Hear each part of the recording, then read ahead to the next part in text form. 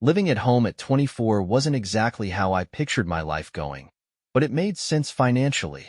I worked freelance as a graphic designer, which meant inconsistent paychecks and long hours staring at my dual monitors. My room wasn't just a bedroom. It was my workspace, my studio, and my little corner of peace. I paid rent every month, covered the internet bill, and even helped with my mom's car payments when things got tight.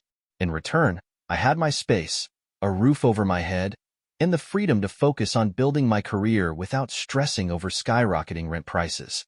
Everything changed when my mom's old friend, Amanda, showed up on our doorstep with her 2 kids, an 8-year-old boy named Liam and a 5-year-old girl named Emma. Amanda had just left her husband, and according to my mom, the guy was a complete monster. I didn't ask for details. It wasn't my business, but I was assured it would be temporary. They'd stay in the guest room for a few weeks until Amanda figured out her next steps. At first, it was manageable. The guest room was cramped, but it was fine for Amanda and the kids. Sure, they were noisy, and the kids had a talent for leaving trails of crumbs and juice stains wherever they went, but I just shut my door, put on my headphones, and focused on my work. Amanda mostly kept to herself, and my mom seemed happy to have her old friend around. But then one afternoon, I came home from running errands and noticed something strange. My bedroom door was wide open, and I could hear giggling and thuds coming from inside. When I stepped in, I froze. My desk chair had been pushed into the corner, my microphone stand was knocked over, and Liam was sitting in my gaming chair clicking away at my computer mouse while Emma bounced on my bed, holding one of my camera lenses like it was a toy. What the hell is going on in here? I blurted out before I could stop myself. Amanda appeared in the doorway, holding a mug of coffee and looking completely unbothered. Oh, hey. The kids were just exploring. Your room is so much bigger than the guest room, and they wanted space to play. I looked at her like she'd lost her mind. This isn't a playroom. This is my space. My equipment isn't cheap, Amanda. Before she could respond, my mom walked in behind her, arms crossed. Calm down, Ethan. It's just stuff. They're kids. They're curious. It's not just stuff, I snapped back. My setup cost me over $4,000. If anything gets damaged, I can't afford to replace it. Amanda raised an eyebrow and shrugged. Well, maybe you shouldn't leave expensive things out if you don't want them touched. I couldn't believe what I was hearing. My mom chimed in again, siding with Amanda. They just need a little space, Ethan. Their room is so small, and your room is the biggest. Don't be selfish. Selfish. That word hit me like a slap. I wasn't being selfish. I was paying rent for this room. It wasn't a privilege. It was an agreement. Amanda wasn't paying anything, and yet her kids were now free to take over my space without consequences. I turned to my mom. Are you serious right now? This isn't fair. I pay rent for this room, and I use it to work. This isn't just where I sleep. It's my office. But she wouldn't budge. It's my house, Ethan. I make the rules here. That line shut me up. My house. Like my financial contributions meant absolutely nothing. For the next week, I tried to keep my head down and avoid Amanda and the kids as much as possible. I stayed out late working at coffee shops, but my productivity plummeted. Every time I came home, I found something else out of place in my room. A sticky fingerprint on my monitor, one of my SD cards lying on the floor, or Emma's crayons scattered across my desk. I confronted my mom again after Amanda's kids accidentally knocked over one of my lighting rigs. This can't keep happening, Mom. I can't work like this. She sighed dramatically, like I was the one being unreasonable. They're just kids, Ethan. You're an adult. You can handle a little inconvenience. A little inconvenience? My equipment was my livelihood. Without it, I couldn't make money.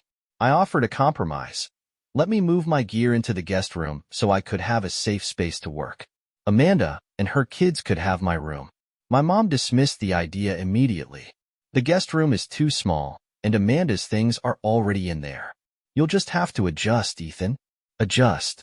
Like my needs were secondary, disposable even. The final straw came one evening when I overheard Amanda and my mom talking in the kitchen.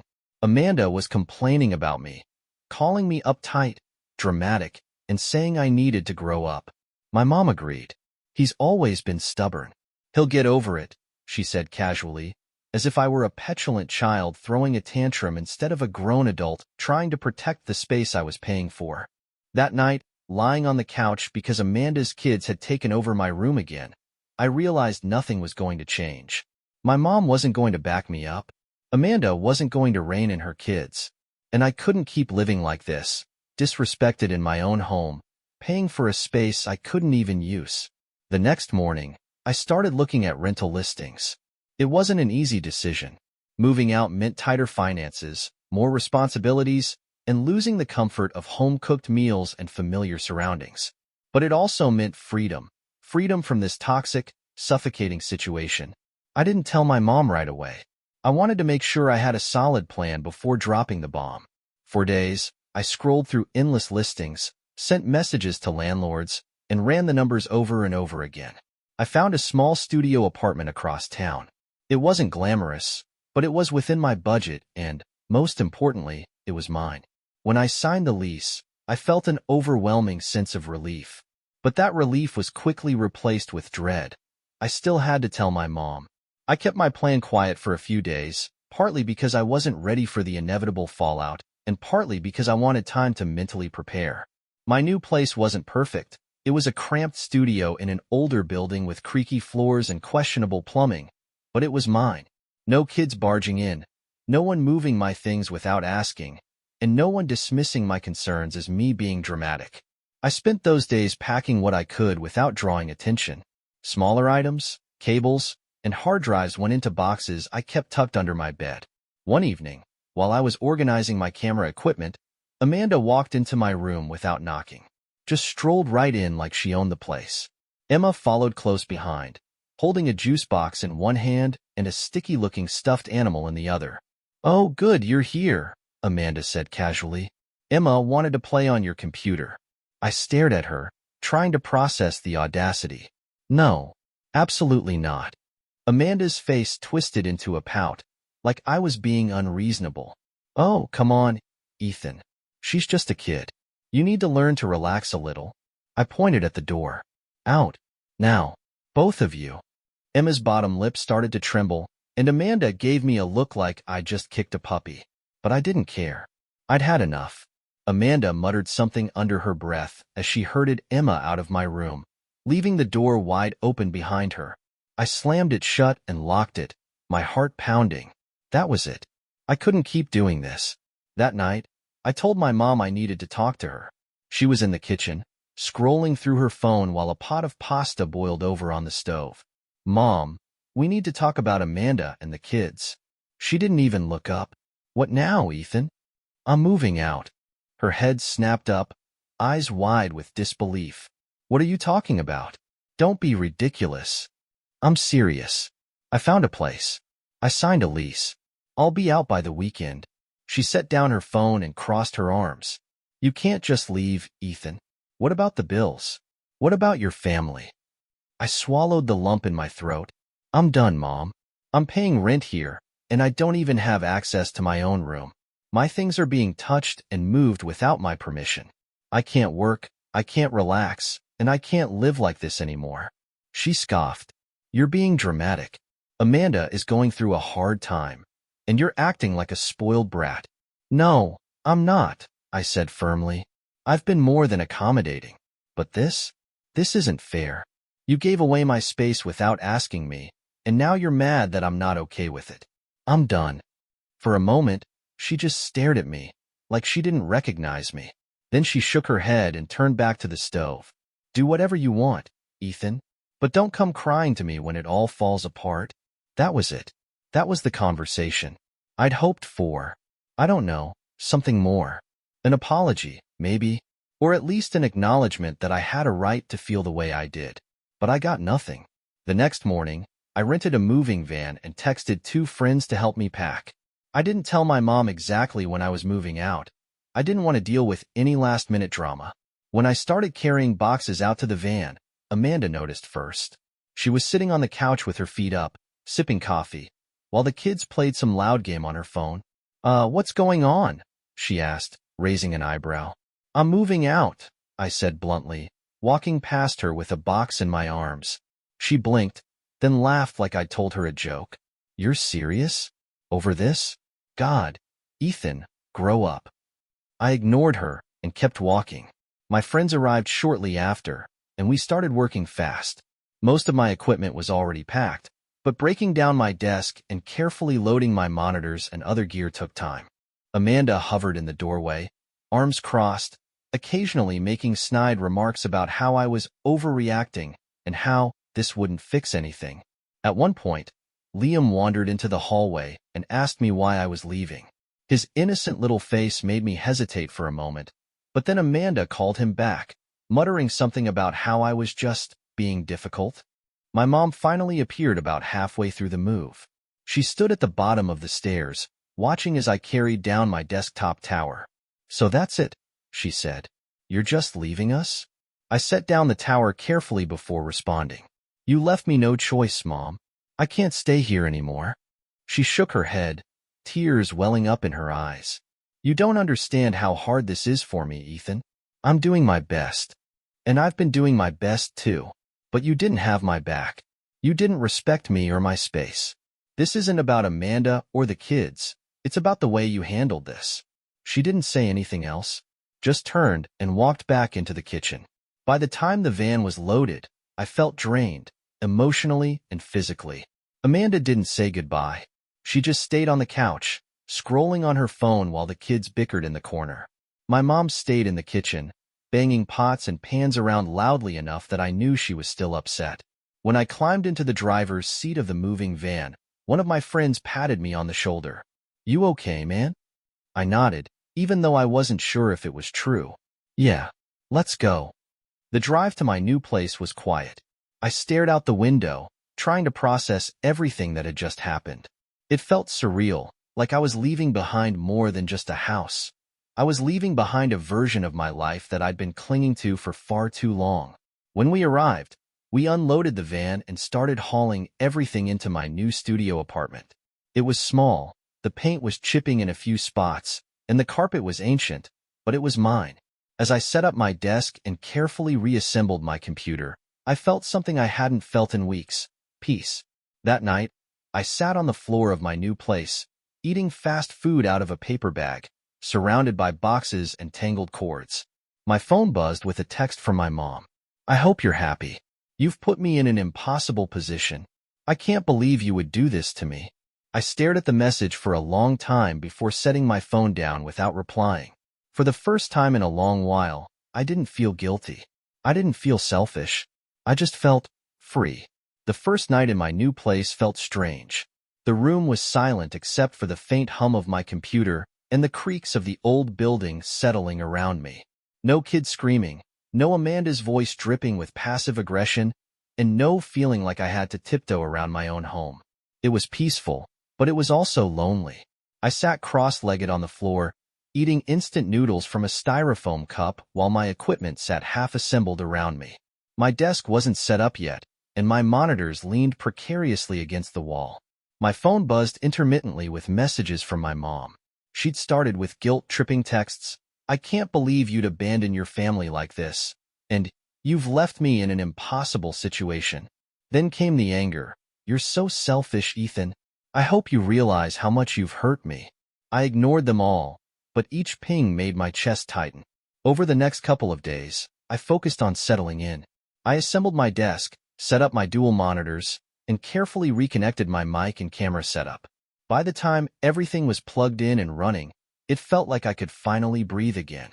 My workspace was functional, and for the first time in weeks, I could sit down and focus on my work without worrying about sticky fingers on my equipment or someone barging in uninvited. But the silence didn't last long. My sister, Emily, called me 2 days after I moved in. She's 16, still in high school, and probably the most level-headed person in that house. "Hey, E," she said softly. "Mom's been freaking out since you left." "I'm not surprised," I replied, leaning back in my creaky desk chair. "She's been blowing up my phone. She's telling everyone you abandoned her," Emily said quietly.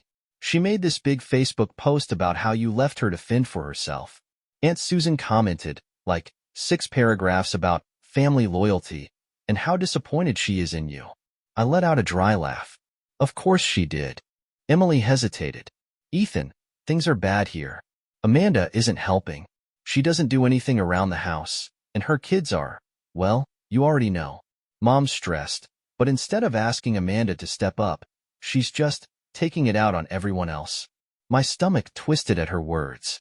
Emily didn't deserve to be caught in the middle of this mess, but I couldn't go back. I'm sorry, Em. I wish things were different, but I couldn't stay there anymore. I was losing my mind. I get it, she said softly, but Mom's not going to stop. She's already talking about asking you for money to cover your share of the bills. That hit a nerve. I was barely scraping by in my new place, and I'd budgeted every dollar to make this work. The audacity to think I'd keep paying for a space I wasn't even allowed to use was infuriating. She's on her own with that, I said firmly. I'm not paying rent for a place I don't live in. Amanda's been there for weeks now. It's her turn to contribute. Emily sighed. I figured you'd say that. I'll try to keep her off your back, but just be ready. She's not going to let this go easily. After we hung up, I sat at my desk for a long time, staring at an empty document on my screen. My stomach churned with guilt, anger, and exhaustion. I knew I'd made the right choice by leaving, but the fallout was heavier than I'd expected. The next morning, my mom finally called me. I let it ring out the first time, but when she called again 5 minutes later, I picked up. Hello? Ethan, she said, her voice sharp but trembling slightly. I can't believe you're doing this to me. Mom, I didn't do anything to you. I moved out because I wasn't being respected in my own home. She ignored my words entirely. Do you know how hard things are for me right now? Amanda doesn't have any money. I can't just kick her out. And now, with you gone, I don't know how I'm going to cover everything. I rubbed my temples. Mom, Amanda isn't my responsibility. I paid rent. I contributed to the bills. I did my part.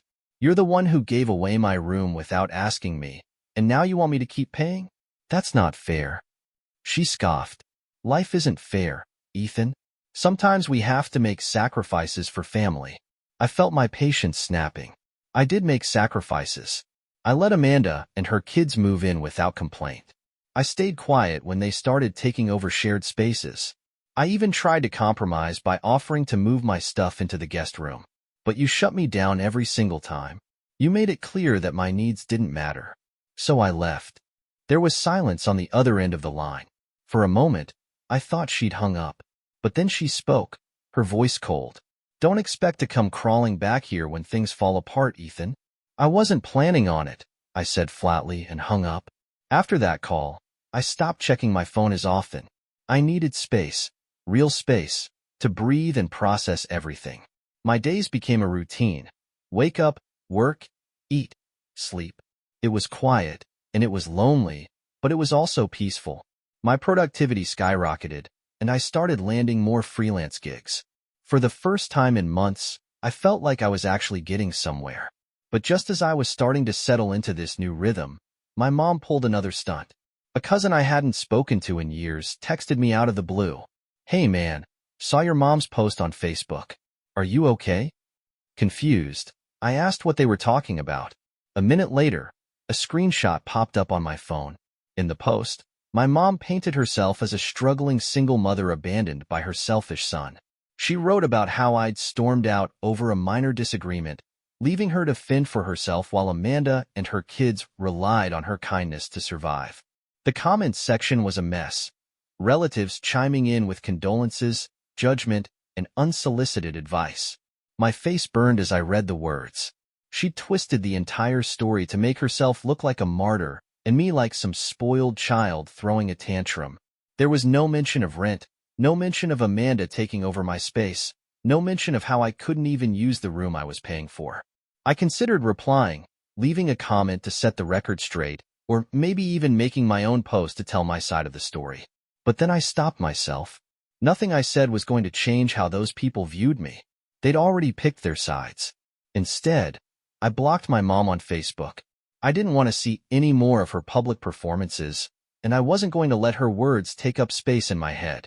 That night, I sat on my couch and let out a long breath. My mom could spin whatever narrative she wanted. Amanda could keep lounging around my old house like she owned the place. None of it mattered anymore because I was free from all of it. For the first time in a long while, I felt genuinely at peace. For a while, things were quiet. I focused on my work, poured my energy into freelance projects, and tried to settle into my new routine. My studio setup was fully operational again, and it felt amazing to sit at my desk without worrying about someone barging in or sticky fingers smudging my monitors. I even started picking up more clients, and my income became a little more stable. The space might have been small, but it was mine, and I finally felt like I had control over my life again. But, of course, the silence didn't last. It started with small things, random messages from distant relatives, vague comments under my Instagram posts, stuff like, "Family is everything. Don't forget that," or, "Your mother has sacrificed so much for you." At first, I ignored them, rolling my eyes and brushing it off as people not knowing the full story. But then the text from my mom started again. One night, I was finishing up a client project when my phone buzzed with a text. "Rent is due in 2 days. Are you planning on sending anything this month?" I stared at the screen, stunned. Was she serious? I hadn't lived there for weeks. "Mom, I don't live there anymore. I'm not paying rent for a room I'm not using. Amanda is still there. Maybe she should start contributing." Her reply came almost instantly. "You know Amanda can't afford to pay. She's struggling. You're being incredibly selfish, Ethan. We're family. Families help each other." I rubbed my eyes, feeling the familiar frustration bubbling up. I did help. I paid rent. I covered bills. I contributed every month while Amanda and her kids stayed there for free. "You can't keep putting this on me." She didn't reply after that, and for a moment, I thought it was over. But 2 days later, Emily called me again. "She's been crying all day," Emily said quietly. "She keeps saying she doesn't know how she's going to make ends meet." I sighed, pinching the bridge of my nose. "Emily, I'm sorry. I really am. But I can't keep paying for a place I don't live in. I have my own bills now." "I know," she said softly. "But I don't think she's going to let this go. She's talking about asking Dad for money, but you know how that'll go." Our dad had been out of the picture for years. He sent money sporadically and only when legally required to do so. Relying on him wasn't an option, and everyone knew it. Later that night, I found myself staring at my bank account, doing mental gymnastics to see if I could afford to send my mom anything. But then I stopped myself. No, I couldn't keep enabling her refusal to confront the actual problem, Amanda.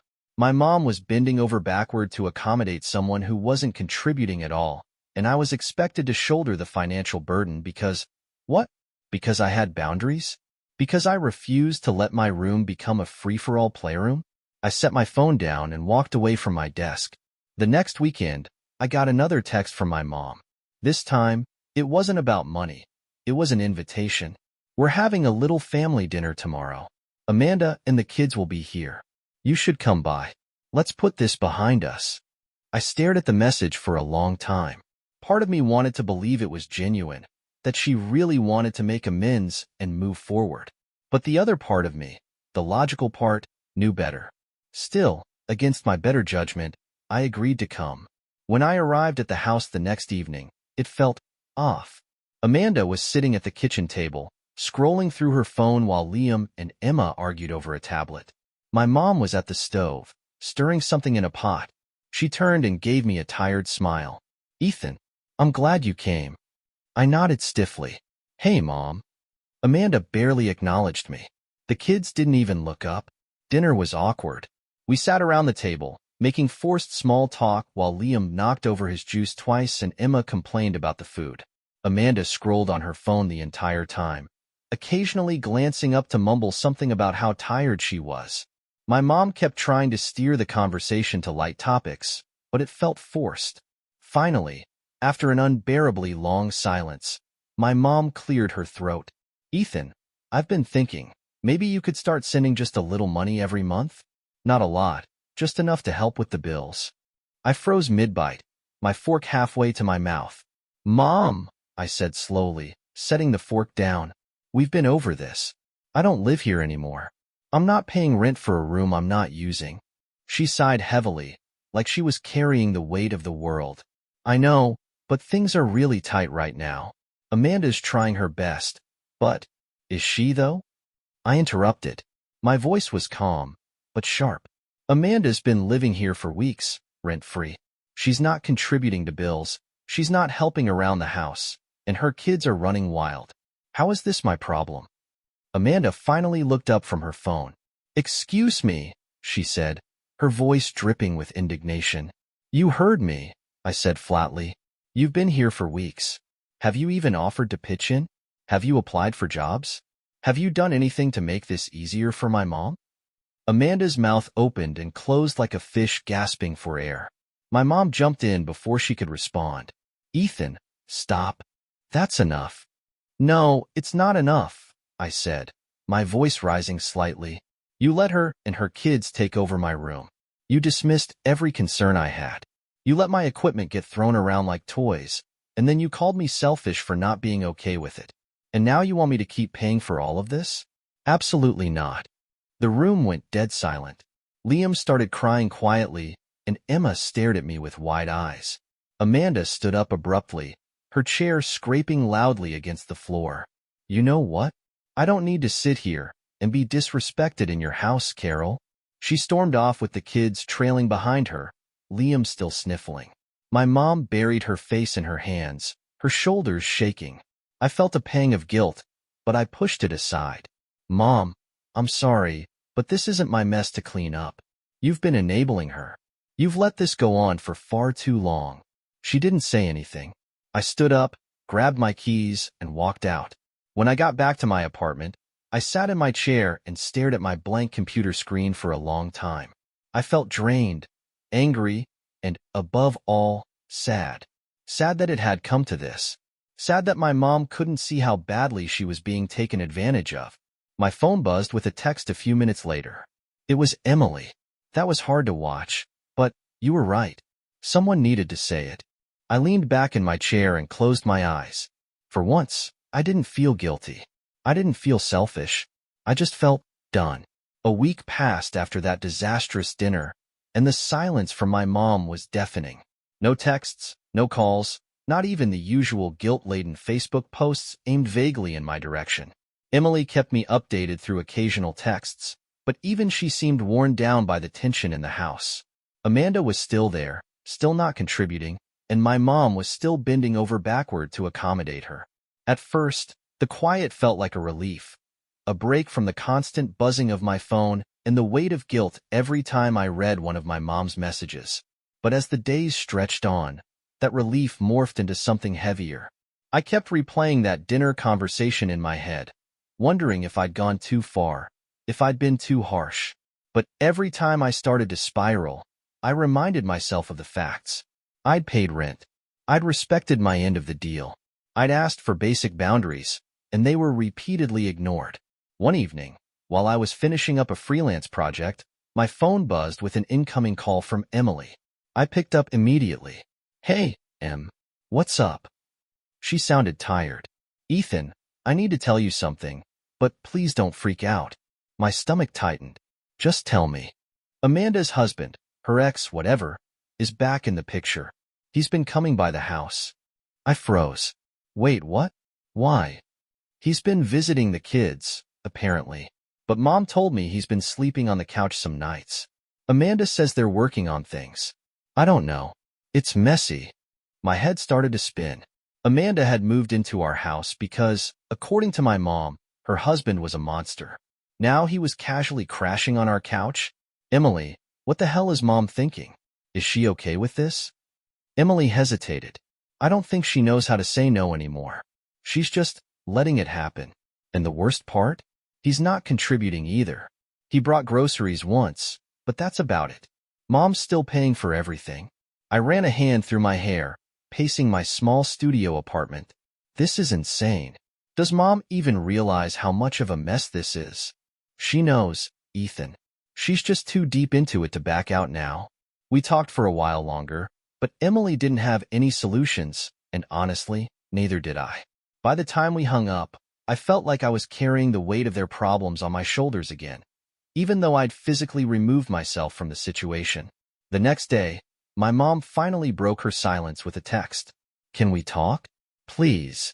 I stared at the message for a long time before replying. "Yeah, call me when you're free." She called an hour later. Her voice was softer than I expected, almost timid. Ethan, I need your help. I leaned back in my chair, bracing myself. What's going on, Mom? It's Amanda. And her husband, Jared. He's been staying here more often, and things are getting tense. They had a fight last night. The kids were crying. Her voice cracked. I don't know what to do anymore. For a moment, I didn't say anything.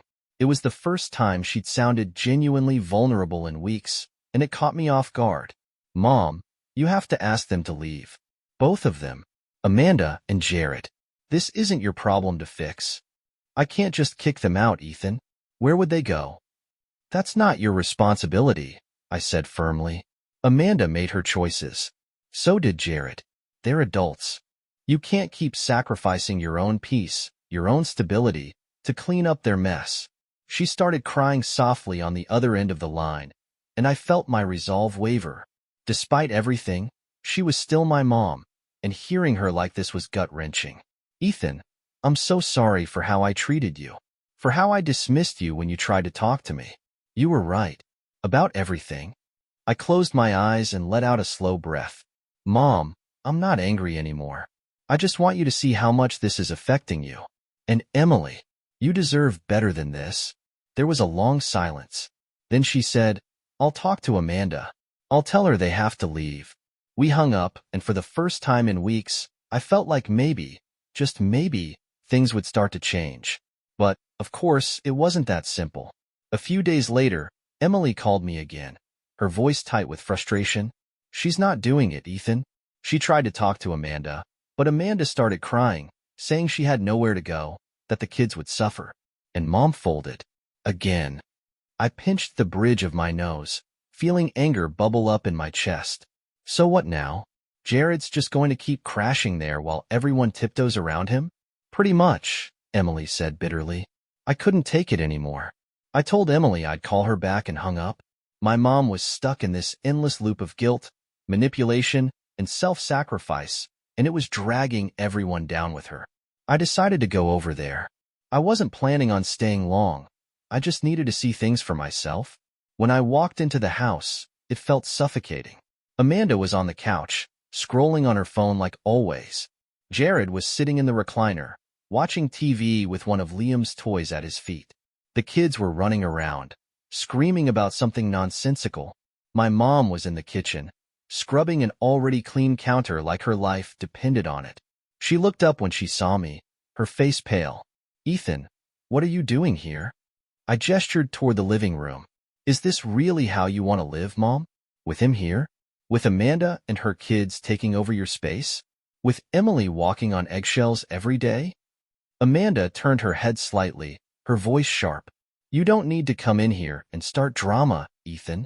I ignored her and looked directly at my mom. This is your house, Mom. Not Amanda's. Not Jared's. Yours. And you deserve better than this chaos. Tears welled up in her eyes, and for a second, I thought she'd finally break the cycle.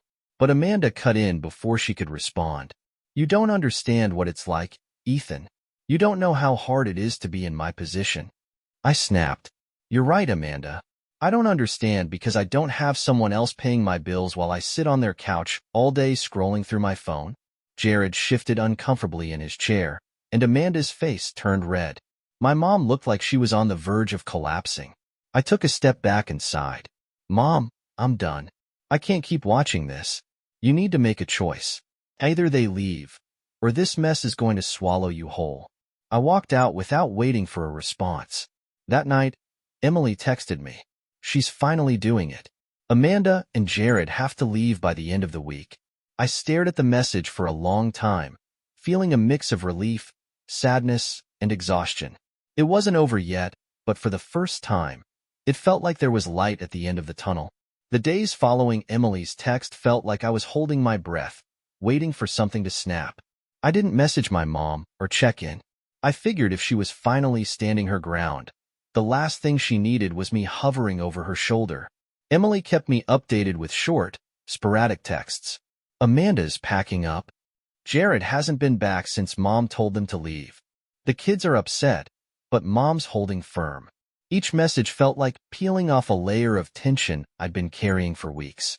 I kept waiting for the other shoe to drop, for my mom to cave, for Amanda to find some new way to manipulate the situation, for Jared to come back and stir up more chaos.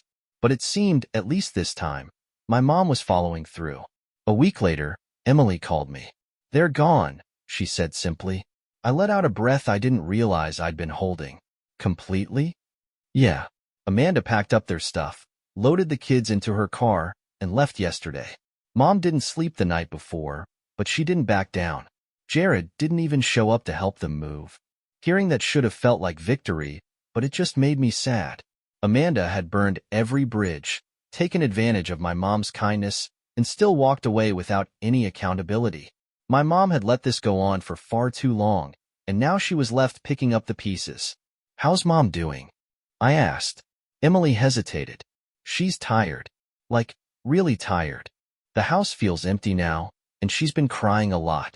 But I think she knows it was the right choice. She said she wants to talk to you, though."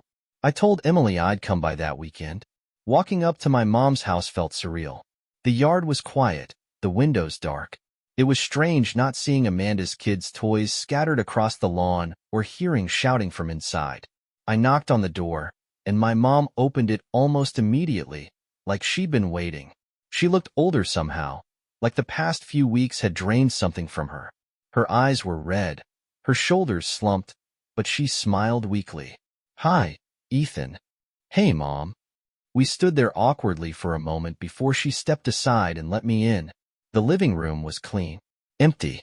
No toys, no piles of Amanda's laundry, no Jared lounging on the recliner. Just space and silence. We sat down at the kitchen table, and for a moment, neither of us said anything. She stirred her tea, staring down into the mug like it held the answers to all her problems.